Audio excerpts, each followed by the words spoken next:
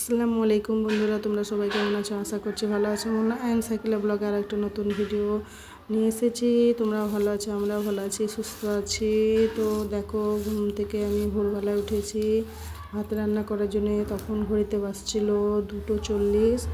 ঘুম থেকে উঠে প্রথমে একদিকে সেদ্ধ ভাত বসিয়ে নিয়েছি, তারপরে আর একদিকে আমি একটু পেঁয়াজ লঙ্কা ভেজে নিয়েছি, শুকনো লঙ্কা বেরেস্তা করে নিয়েছি, যেটা আলু সেদ্ধ মাখার জন্যে।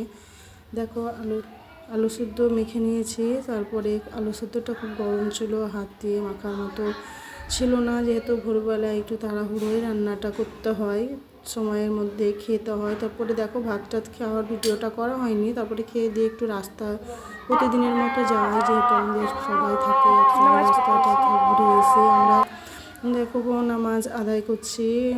ফজরের নামাজ আদায় করে নিয়েছি। পেছন থেকে আমার মেয়ে ভিডিওটা করেছে।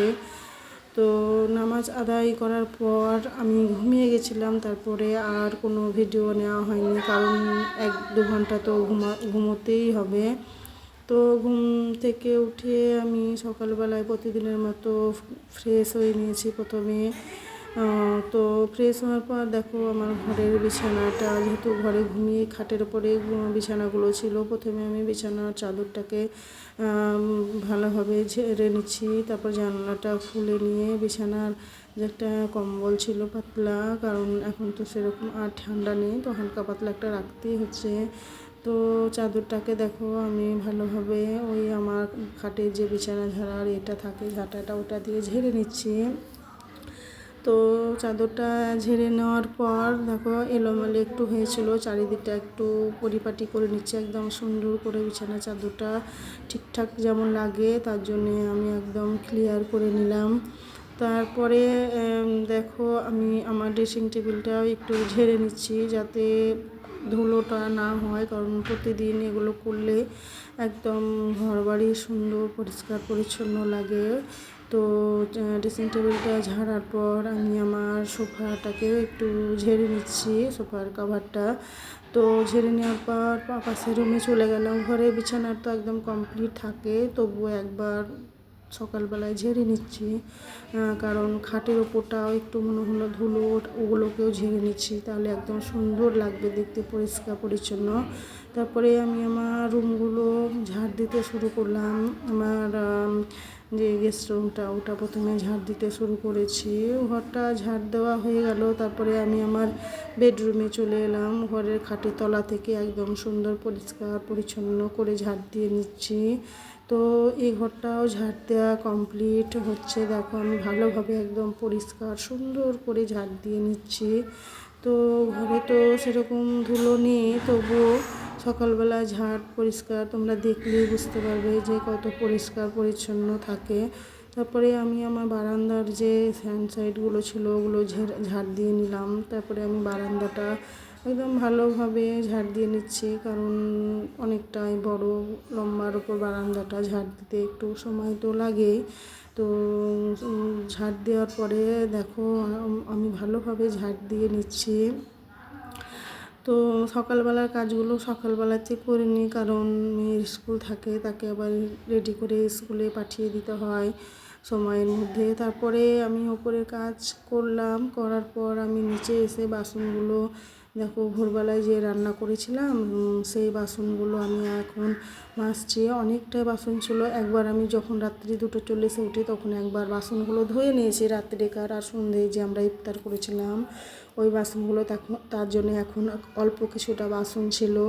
তো ওই বাসনগুলো আমি দেখো ভালোভাবে মেজে নিচ্ছি। মেজে নেওয়ার পর দেখো, তারপরে আমি আমার বাসনগুলো ভালোভাবে ধুয়ে নিচ্ছি। তো সব কাজ সব সময় শেয়ার করা হয় না, কারণ চ্যানেলটি তো আমার একদমই নতুন, ব্লগটা আমি নতুনই শুরু করেছি। তো সব সময় আমার ক্যামেরা ধরার মতো থাকে না পাশে, যখন থাকে তখনই আমার ভিডিওটা করা হয়। তো দেখো, বাসনগুলো পুরো মাজা হয়ে গেছে। বাসন মাজার পর বাসনগুলো আমি এবার বাসনগুলো ধুয়ে নেব, কারণ বাসন ধোয়ার পর আমার আরও বাকি কিছুটা কাজ আছে। তোমরা দেখলে বুঝতেই পারবে যে রোজা আছি বলে যে কোনো কিছু কাজ করব না তা না, একদম ফুল এনার্জি দিয়ে কাজ করি। কারণ কাজ করলে সময়টাও খুব তাড়াতাড়ি চলে যায়। তার জন্য বাসনগুলো আমি দেখো ধুয়ে নিচ্ছি। বাসন আমার কিছুটা ছিল, তোমাদেরকে তো আগেই বলা হলো। ওই ঝুড়িটাই করে আমি বাসনগুলো নিয়ে গেছিলাম, কারণ ওটাই করে জল ঝরাতে দেবো বাসন ধোয়ার পর।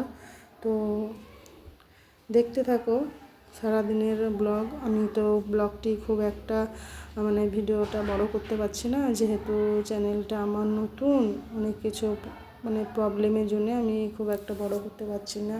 তো আস্তে আস্তে ভিডিওটায় তোমরা ভালোবাসা দিতে থাকলে আমি বড় বড় ব্লগ নিয়ে আসার চেষ্টা করব। তো তোমরা আমার পাশে থেকো, সাথে থাকো, আমি এটাই বলবো।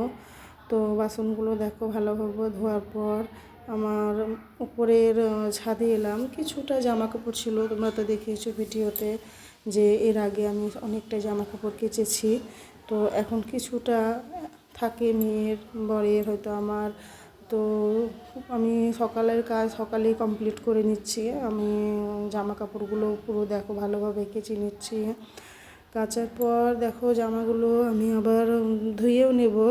তো যেহেতু জোহরের নামাজ আছে আবার, তো একটার মধ্যে সব কিছু কাজ কমপ্লিট করতে হয়। তার জন্যে আমি সকালের কাজ সকালবেলাতেই করে নিচ্ছি।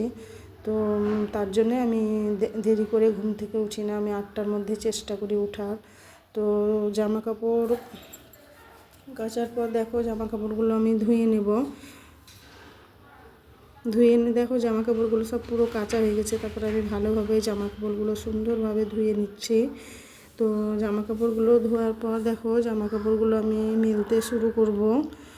তো তোমরা দেখতে থাকো, দেখলেই বুঝতে পারবে যে আমি সব ঠিকঠাক কাজ করছি কি করছি না। তোমরা ব্লগের মাধ্যমে সব কিছু দেখতে পারবে।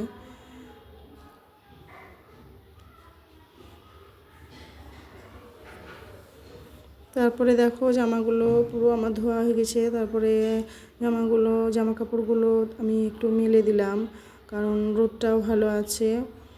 তাড়াতাড়ি করে জামা কাপড়গুলো মেলে দিয়ে এসে আমি আবার নিচে এসেছি। দেখো 10টার মধ্যে কতটা রোদ উঠেছে, রোদ দেখলেই তুমি বুঝতে পারবে যে রোদ অনেকটা উঠেছে। তারপর নিচে এসে মেয়েকে স্কুল পাঠানোর পর আমার আর ভিডিও করা হয়নি। তারপর সন্ধ্যায় ইফতারের সময় ইফতারিতে চপ ঘুগনি আর প্রত্যেক দিন যেসব ফলগুলো ছিল ওগুলো করে রাত্রে ডিনারে ভাত খেয়ে ভিডিওটা এখানে শেষ।